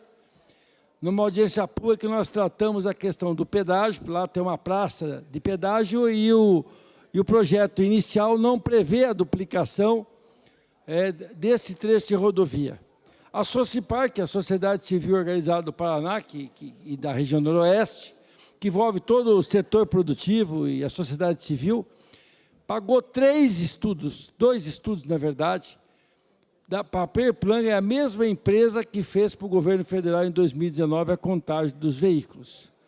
E está comprovado que o fluxo de veículos é quase o dobro do que foi constatado em 2019. Por isso que a duplicação, ela tecnicamente é necessária e ao mesmo tempo, claro, ela é economicamente viável. E essa audiência pública de hoje foi fantástica. Então, eu queria primeiro agradecer os membros integrantes da Socipar, que aqui vieram, uma grande comitiva, não é? Lideradas por Demerval Silvestre, Ivo Pierin, doutor Avelar, tantos que participaram, cumprimentando o prefeito de Terra Rica, que é presidente da Ampar, Júlio, cumprimento os demais prefeitos, prefeitas. E agradeço muito a presença dos deputados que lá estiveram dando seu depoimento e apoio a esse debate sobre o pedágio. Ao deputado, que até fez uso da tribuna ainda há pouco, Ricardo Arruda, ao deputado Tercílio Turini, né, nosso decano aqui nessa casa, o deputado Tito Barrichello, o deputado Evandro Araújo, o nosso líder do governo, o deputado Hussein Bacri, o líder da oposição, deputado Requião Filho, o deputado que foi presidente da frente parlamentar dessa casa sobre pedágio, Arilson Chiorato, além do deputado federal Zeca Dirceu. Eu quero dizer que foi bem robusta a representação de parlamentares nessa nossa audiência pública. E eu quero aqui também publicamente agradecer à mesa diretora, nas pessoas do primeiro secretário Alexandre Cury e do presidente da casa, Ademar Traiano, porque pela primeira vez nós fizemos, depois da modernização feita no plenarinho, pudemos fazer uma transmissão ao vivo pela TV Assembleia do Plenarinho. Aliás, quero informar todos os parlamentares que é possível agora sim realizar as audiências públicas do plenarinho e fazer a transmissão ao vivo pela TV Assembleia. Acho que nós tivemos um avanço e estreamos hoje com um tema que é absolutamente importante. Ao mesmo tempo, eu queria informar a Casa que nós fomos convidados pela bancada federal, eu, mais o deputado Arilson Chiorá, Tecido Torini e Evandro Araújo, para estarmos amanhã em Brasília, participando de uma audiência com o ministro dos Transportes, Renan Filho, para que nós possamos tratar, eles farão a apresentação formal para nós, parlamentares, do projeto do lote 3 e 6, que é o lote 3, é o lote que envolve o norte do Paraná e rodovia do Café até São Luís do Purunã, e do lote 6, deputado Gugu Bueno, presidente da Comissão de Obras, que é uma obra muito importante, que envolve todo o sudoeste do Paraná e a BR-277 desde Foz do Iguaçu até Guarapuava. É um trecho de rodovia absolutamente fundamental, esses dois lotes. Nós esperamos que o cenário macroeconômico mude. O governo federal fez muitas modificações no processo licitatório. Creio eu que haverá maior competitividade. Essa semana passada ainda discuti isso até com o deputado Arruda. O boletim Focus do Banco Central sinaliza que haverá uma redução da taxa de juros básica da economia, podendo chegar ao final do ano com 9%.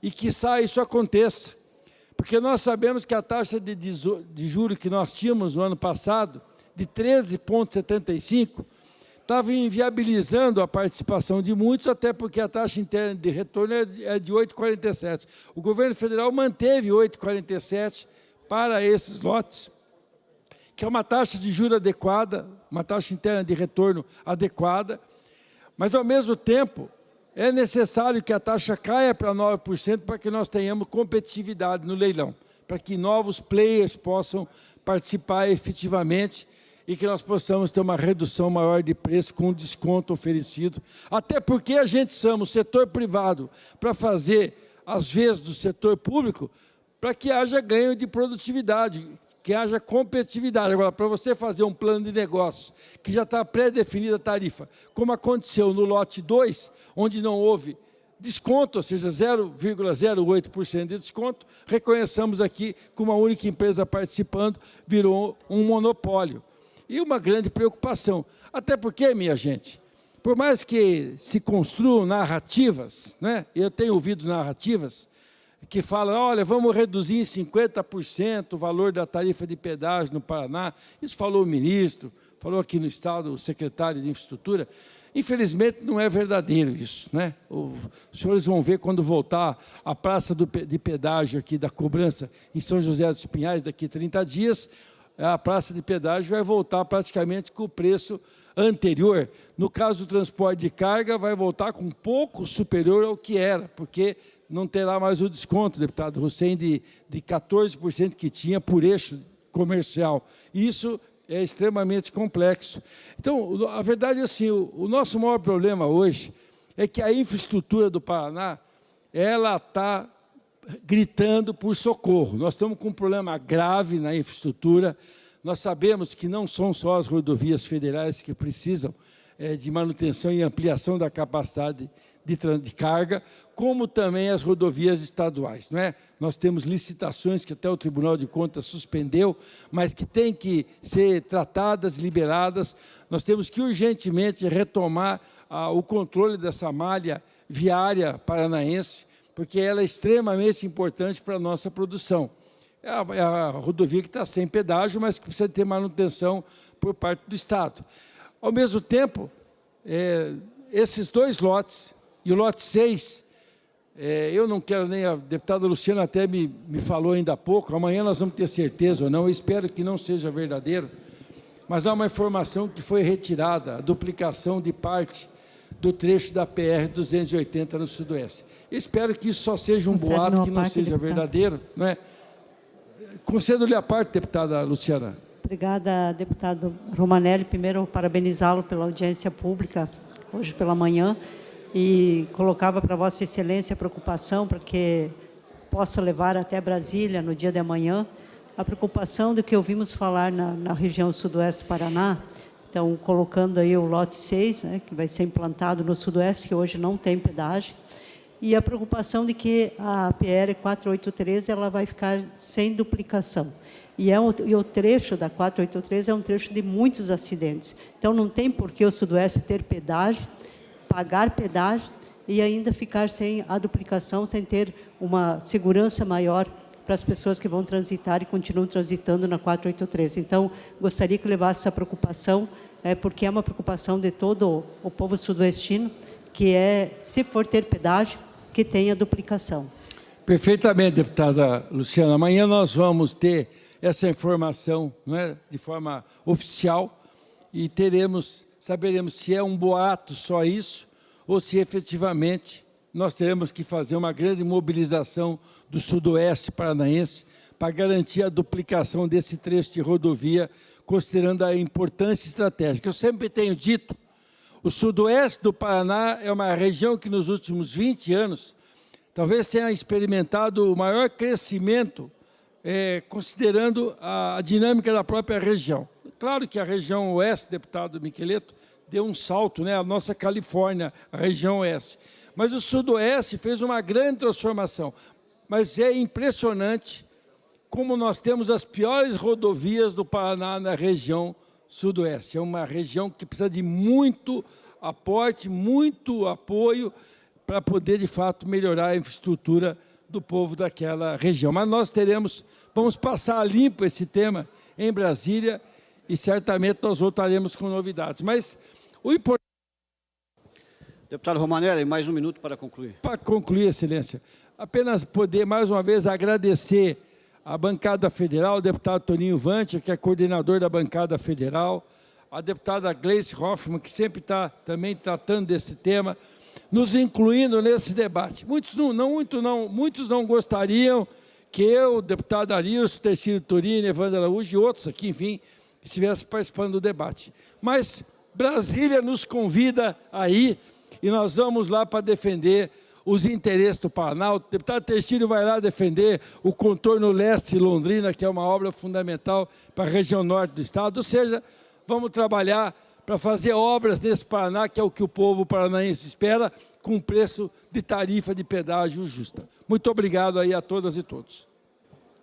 Eu queria parabenizar a sua ação, deputado Romanelli, e de tantos outros parlamentares, por essa audiência pública, da importância disso, da logística do nosso Paraná, do quanto a gente precisa cada vez mais melhorar as condições para que a gente possa gerar oportunidade aos empresários, né, ao setor produtivo, ao cooperativismo. O lote 6 é um lote que passa pela nossa região. Fico também muito preocupado com o sudoeste de perder essa oportunidade. Eu acho que essa casa aqui precisa se mobilizar, sim, todos nós, para darmos aí condições para que o sudoeste tenha as suas duplicações, que o lote 6 possa ter grandes players aí para participar dessa grande evolução que seria essas novas concessões aí, gerando, né, cada vez mais condições de trafegabilidade. Eu quero aqui fazer uma saudação e agradecer a presença da vereadora de Paranavaí, senhora Cida Gonçalves, que está acompanhada aqui pelo deputado Gora. Obrigado pela sua presença. E agora, pela liderança do governo, o deputado, nosso líder, Hussein Bacri. Muito barulho esse troço hoje aí. Presidente, boa tarde. Boa tarde aos colegas deputados e deputadas. Eu queria anunciar aqui a chegada a essa casa de um projeto de lei que estabelece um recurso de aproximadamente 10 milhões de reais, inicialmente, que serão aplicados através do Fundo Estadual da Pobreza. E veja que bacana, gente. Eu falava na CCJ agora há pouco, que nós estamos vendo várias ações de diversos governos, governo municipal, governo federal, e tem inclusive os estudantes. Esse belo projeto que fortalece. E agora o governo Ratinho Júnior vai aplicar nos recém-nascidos e bebês de famílias vulneráveis. Esse projeto, ele visa entregar produtos essenciais, é um kit bebê, como vocês sabem, e vai fazer diferença muito grande na vida das pessoas. Muito grande. Talvez a gente não possa imaginar aqui, eu que fui vereador na Vitória, prefeito, a gente se deparava com aquelas mãezinhas nascendo, elas não tinham quase nada para os primeiros dias, deputada Clara. Então, eu espero que a gente possa aprovar rápido. Eu quero aqui dizer ao deputado Jacovós, cadê o deputado Jacovós, um grande amigo, que a preocupação dele e dos demais colegas que se manifestaram, ela é válida, né? Um hospital, a primeira preocupação que tem, o deputado Arilson falou, está certo, a preocupação é que atenda a população. Essa é a primeira preocupação. E aí você vai correr atrás das resoluções. No caso em tela, esse hospital, o que o senhor disse, eu quero corroborar aqui, o que concerne ao Estado está tudo em dia. Mas acho que nós temos que unir esforços, municipal, estadual e federal, porque realmente uma cidade do tamanho de Sarandi não pode realmente, esse hospital tão importante, ficar sem atendimento. Eu quero me colocar à disposição de Vossa Excelência. Eu quero dizer que nós tivemos uma reunião importante hoje pela manhã, né, com o delegado-geral Rockenbach, participaram também os delegados que aqui compõem a casa, e quero fazer assim em todas as reuniões, né, cada representante do setor também vai participar, e nós pudemos discutir, né, delegado Tito, deputado Jacovós, um projeto sobre a questão da Polícia Militar, da Polícia Civil. A Polícia Civil vai ter o seu estatuto, né, e obviamente que nós queremos aprofundar esse debate, e queremos dar a oportunidade de todos que possam, enfim, apresentar sugestões, porque é algo que vai ficar para a carreira dos policiais civis e nós não vamos nos furtar do debate. Eu quero dizer também, senhores, que eu vi há pouco o deputado Romanelli falar e eu participei, em parte, do evento que o deputado Romanelli organizou. E é sempre bom quando essa casa participa, presidente. E acho que está sendo uma das marcas da sua gestão, já no mandato passado, agora com o Alexandre Cury. Essa popularização da Assembleia começou com o Romanelli, agora com o Cury, com vocês. A Assembleia está participando da vida da sociedade. Se fortalecer, a gente não pode negar com a questão do pedágio, né? E não é porque o Arilson, que era o presidente, que eu vou deixar de negar. Fortaleceu mesmo, foi importante, a casa foi valorizada, participou do debate, né? Eu acho que isso é importante. Nem sempre a gente vai ganhar as batalhas, mas a gente está lá brigando, participando. Acho que nós temos que avançar, mas eu tenho uma opinião formada em relação ao pedágio, né? Não vai ser o que a gente sonhava? Pode ser que não seja, em termos de preço. Mas pode ter certeza que em termos de obras, de prazo, de tempo, vai ser muito bom para o Paraná essa questão do pedágio. Nós tínhamos um pedágio anteriormente criminoso, em que grande parte das obras, ou quase todas elas, não foram feitas. Nada. Quantas vidas nós perdemos porque as obras não foram feitas? Então, tendo essa garantia de que as obras serão realizadas e de que terão um prazo para começar, acho que já é um grande avanço para o Estado do Paraná. Deputado Romanelli, Vossa Excelência falava do Sudoeste, eu falava agora com o deputado Guerrinha, né? Uma das mais belas obras que tem no Sudoeste é a 280. Claro que não é objeto do pedágio. A 280 foi feita inteira em concreto, num pedaço, aliás, do Horizonte ali, da 153 do Trevo do Horizonte, até Palmas no primeiro momento, e agora vai ser feito, com a luta grande dos colegas deputados aqui, vai ser feito outro trecho até Pato Branco. Eu gostaria de sugerir ao governador Ratinho Júnior que trabalhasse em parceria com o governo federal e que a nossa 476, preste atenção do que eu estou falando, que adotasse o mesmo procedimento que a nossa decantada 476 BR, tão importante, que por onde passam 12 mil veículos, que o governador adotasse a mesma estratégia, que aportasse um recurso e fizesse essa rodovia em cimento, como foi feito e ficou maravilhosa na rodovia 280. Nós merecemos. Nós temos visto um número infindável de acidentes acontecendo, e nós não estamos vendo, num primeiro momento, recursos do governo federal para fazer essa obra. Eu ouvi dizer, deputado Romário, que existe no PAC a alocação de 1 bilhão, mas vocês sabem que é difícil estar lá no PAC e acontecer, e aí não é nenhuma crítica, porque essa obra vem de muito tempo para ser feita e não foi feita. Então, assim, eu quero dizer aqui que o grande sonho que o sul do Paraná, centro-sul do Paraná, tem é esse. Quem sabe essa 476 possa ser objeto de uma intervenção como essa. Então, ademais, muito obrigado e um forte abraço a todos. Com a palavra, deputado Requião.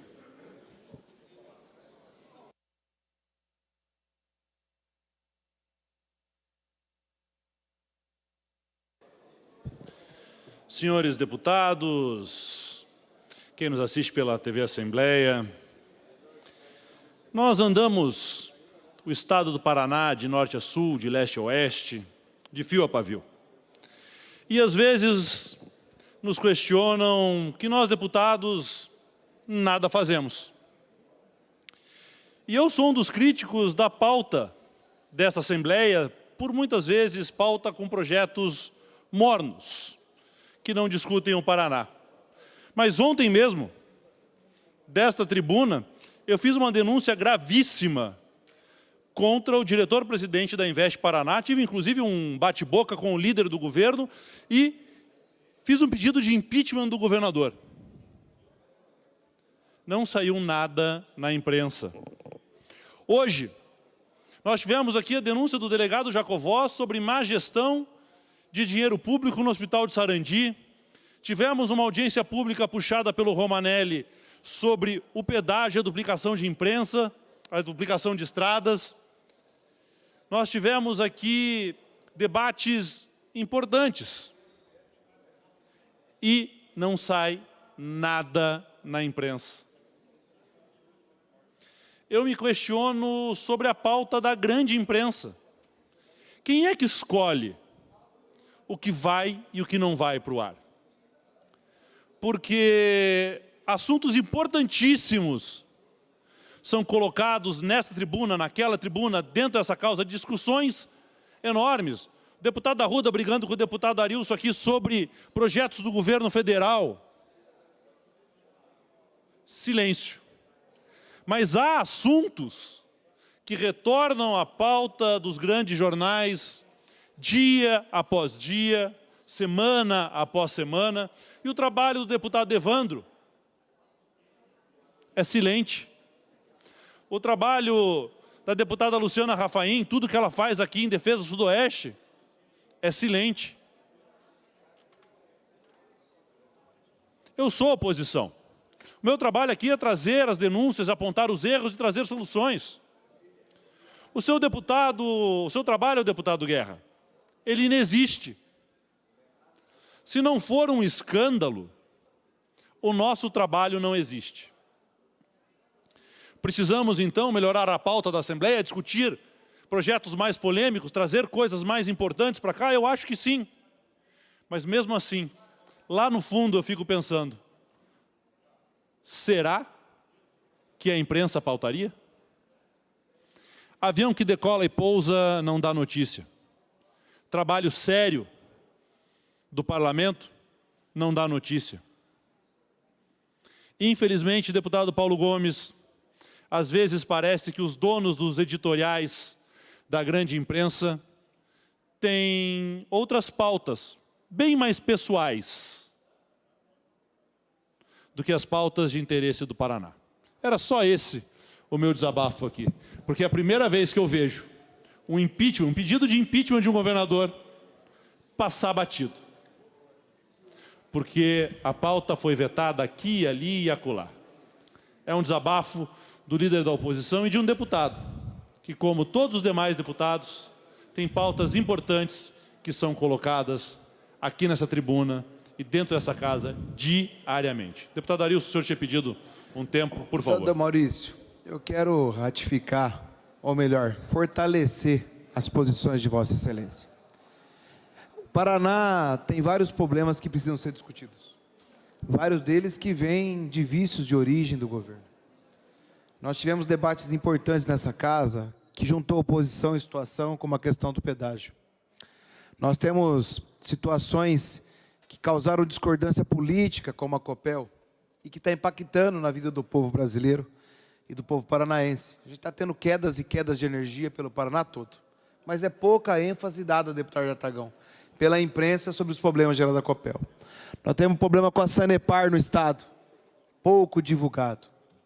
Nós estamos aqui num debate, o Paraná é o estado com o maior caso de dengue do sul do país e está quase passando o terceiro colocado e a gente teve apenas 1,69% do investimento em vigilância sanitária o ano passado pela Secretaria de Saúde até o mês de agosto. Vigilância sanitária está lá a prevenção contra a dengue.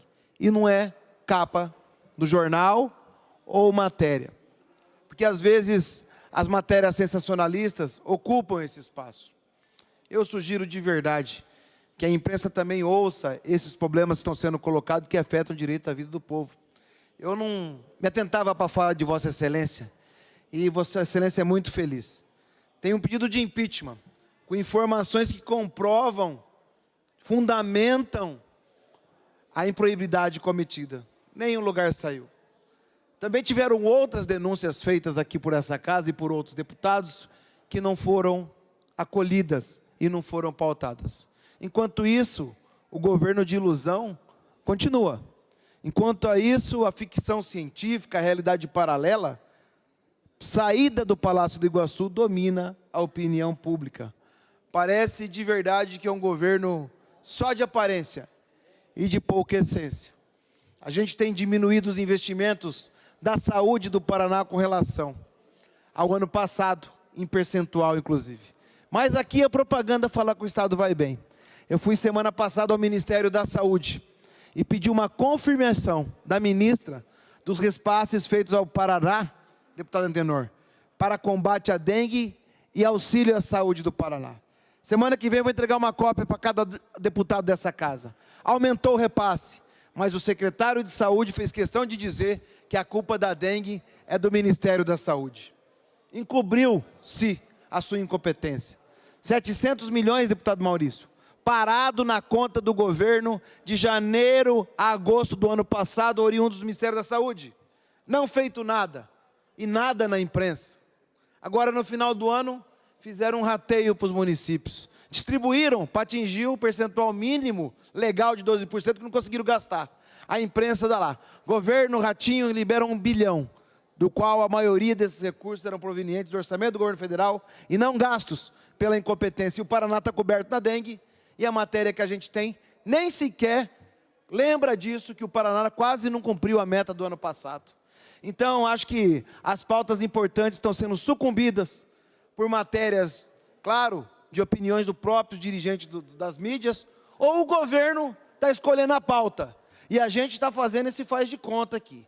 Então, creio que foi oportuna a fala de Vossa Excelência, e espero de verdade que o Paraná discuta de verdade o que está acontecendo. Nós temos um movimento na educação de terceirização, de plataformização, de IDEB falso, que abonou falta de aluno, que excluiu nota, enganou, e agora a gente tem a realidade. Hoje eu fui abordado por 3 cidades na queda na qualidade da merenda. Água e bolacha salgada.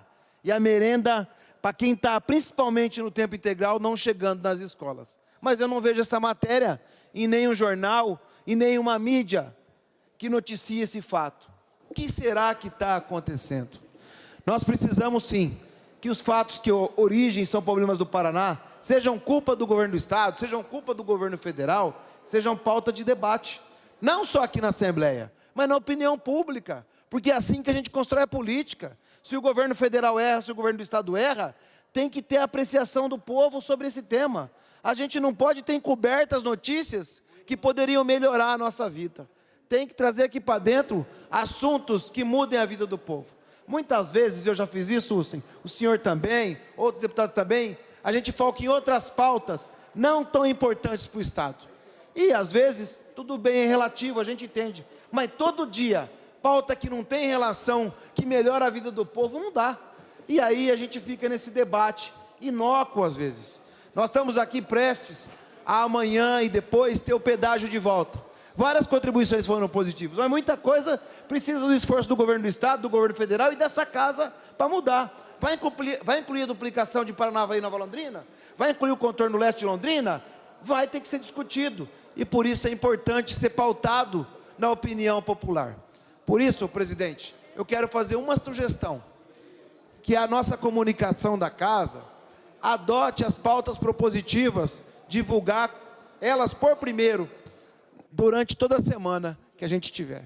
tem lá os projetos que têm proposição direta com a melhoria do povo, eles sejam divulgados por primeiro. A casa faz isso. Nós temos uma boa comunicação. Mas se a gente conseguir pautar a semana da imprensa com os projetos que estão em pauta e das opiniões dos deputados propositivas ao Estado do Paraná, quem sabe a gente consegue mudar um pouco esse cenário. Obrigado. Pela ordem, presidente. Pela ordem, deputado Hussein. Bem educado, como eu sou, assim, eu só quero fazer um pedido para o deputado Arilson, tendo em vista que foi o assunto que foi colocado aqui. Eu gostaria que ele me passasse o nome dessa escola, a cidade dessa escola, porque eu, como presidente da Comissão de Educação, eu tenho o dever e a obrigação de correr atrás e vou trazer a resposta para Vossa Excelência. Eu peço isso porque nós temos visto aí, não quero entrar no... vou responder amanhã, não quero horário, mas eu quero que o senhor me diga o nome e a localidade dessa escola. Tá? Vou passar o nome e o telefone da pessoa, inclusive. Tranquilo. Vossa Excelência. Tá, eu quero dar essa resposta para Vossa Excelência e, se tiver errado, a humildade de reconhecer e correr atrás para corrigir. Tá bom? E quanto à imprensa, eu diria o seguinte, a imprensa é livre. Ela merece respeito. Um projeto de lei de autoria da deputada Cristina Silvestre concede o título de utilidade pública à Associação Guarapuavana de Basquete Feminino. Um projeto de lei de autoria da deputada Maria Vitória, altera a lei número 19.604, 25 de julho de 2018, que prioriza o abastecimento com etanol dos veículos flex de órgãos públicos estaduais vinculados à administração direta e indireta. Um projeto de lei de autoria do deputado Alexandre Cury concede o título de utilidade pública à Associação Brasileira em Defesa da Saúde, no município de Curitiba.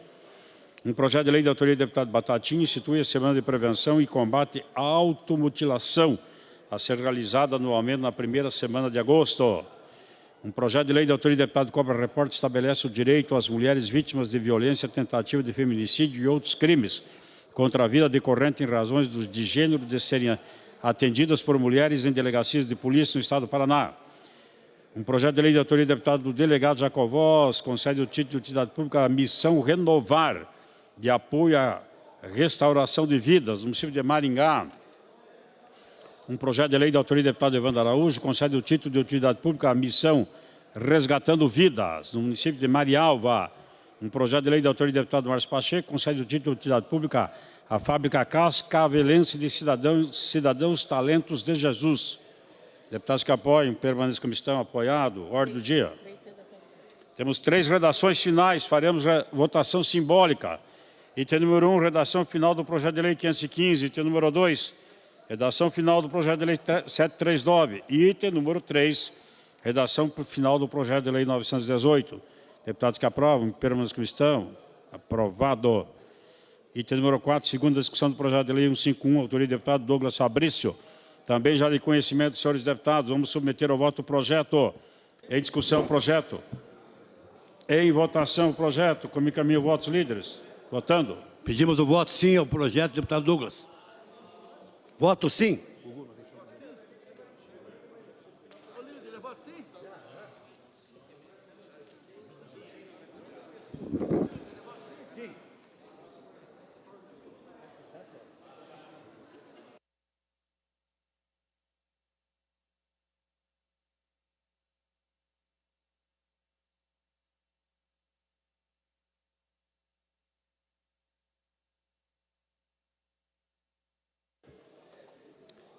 Registro a presença na casa do vereador de Apucarana, senhor Tiago Cordeiro, e do vereador de Santa Mariana, senhor Luquini, por solicitação do deputado Arilson Chiorato. Sejam bem-vindos. Ainda deputados pendentes. Deputada Cristina Jacovós, seu voto. Nelson Justus. Eu voto sim, senhor presidente. Eu estou com dificuldade aqui no Deputado Samuel Dantas.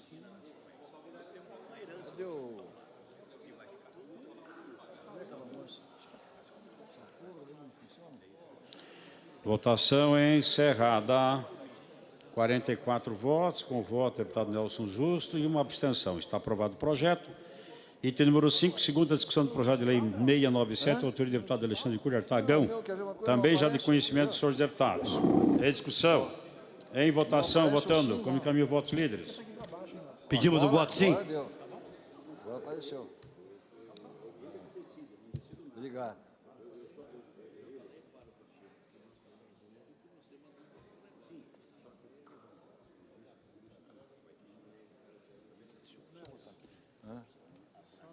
Se descer ali, né? Só descer.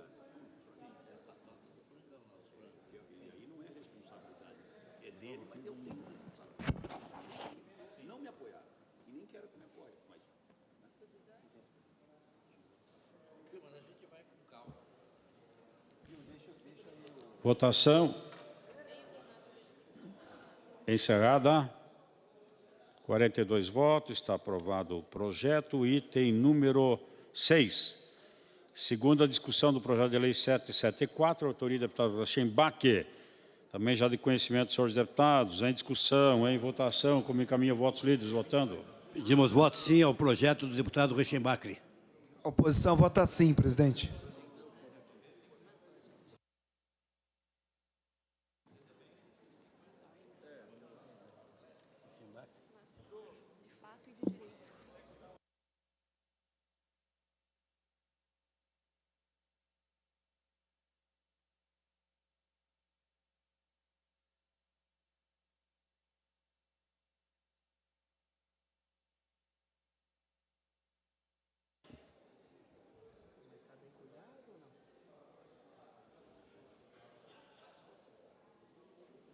Votação encerrada.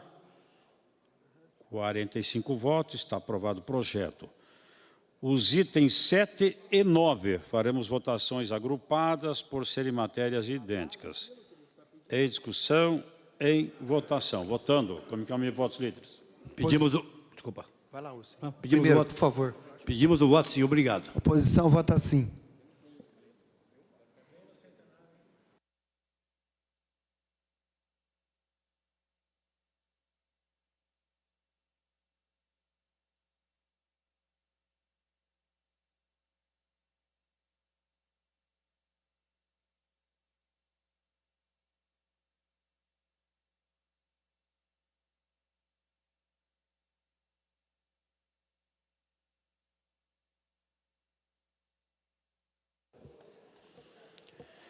Votação encerrada.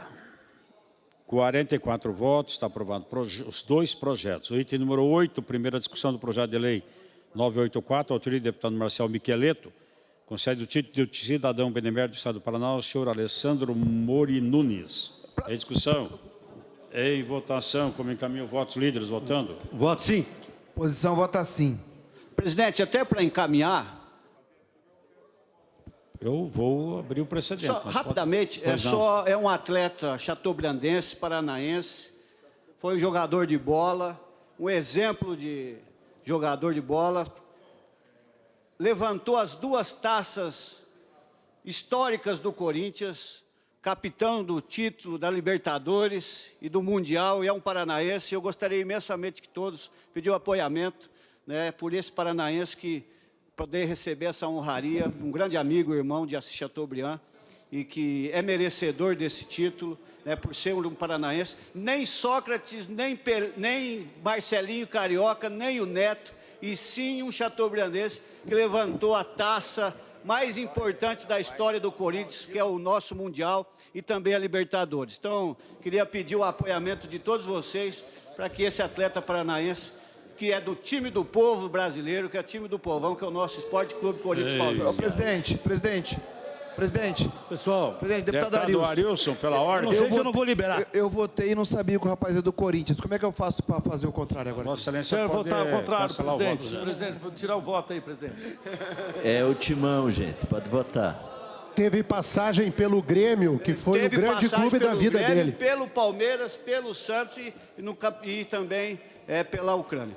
Quem pelo Palmeiras? Passou pelo Santos, o Arilson. Vota sim, ele passou pelo líder, Santos. por favor, deputado líder. Pela passagem pelo Palmeiras, o voto é sim.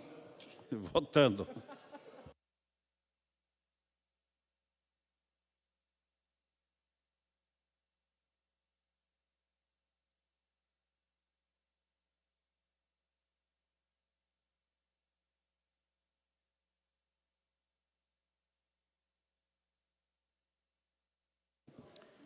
Nós temos ainda deputados e deputadas que não votaram o título, não sei se é contra o Corinthians ou alguma posição contrária ao nosso amigo, não vou falar o nome, né?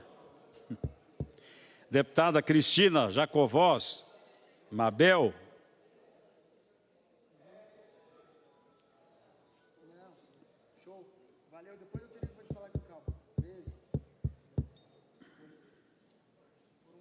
Votação encerrada. 44 votos, está aprovado o projeto. Registro a presença do vereador de Apucarana, Tiago Cordeiro, por solicitação do deputado Goura. Seja bem-vindo. O item número 10, discussão única do veto número 8 ao projeto de lei 316, de autoria dos deputados doutor Antenor e professor Lemos. Institui a carteira estadual de identificação da pessoa com epilepsia. Para encaminhar. Para encaminhar, deputado Hussein. Nós fizemos uma tratativa com os autores, né? E houve um erro na tramitação, não é culpa de vocês nenhuma, e infelizmente ele teve que ser vetado. Mas nós temos um compromisso assumido, a nossa jurídica aqui, a doutora Isabel, e nós cumprimos o que nós prometemos. O deputado já entrou com outro projeto, e aí nós vamos aprovar outro projeto sem esse erro na tramitação, que não é de Vossa Excelência. Então, portanto, explicando aos deputados, podem votar seguros no veto, porque houve um erro na tramitação, e nós vamos aprovar em seguida o projeto do deputado Antenor, corrigindo esse erro na tramitação. Portanto, o voto, aqueles que puderem, por óbvio, é sim no veto, com o compromisso de construir no outro projeto. A oposição vai votar sim, confiando da palavra do líder do governo, mas não do governo, beleza? Sim. Eu agradeço pela confiança, podem votar sim, que nós temos esse compromisso. O voto é sim. Votando os senhores deputados.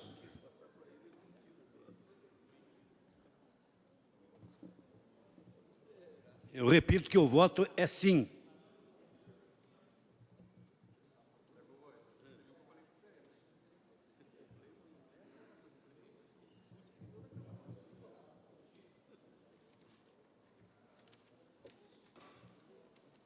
Tranquilo, né?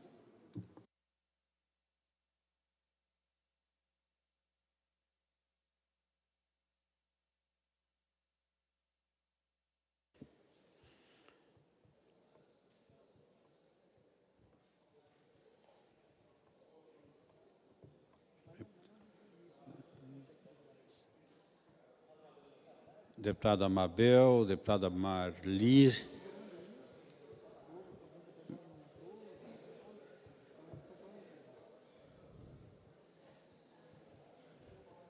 Eu estou encerrando a votação, senhores deputados. Votação encerrada. 39 votos sim, está mantido o veto.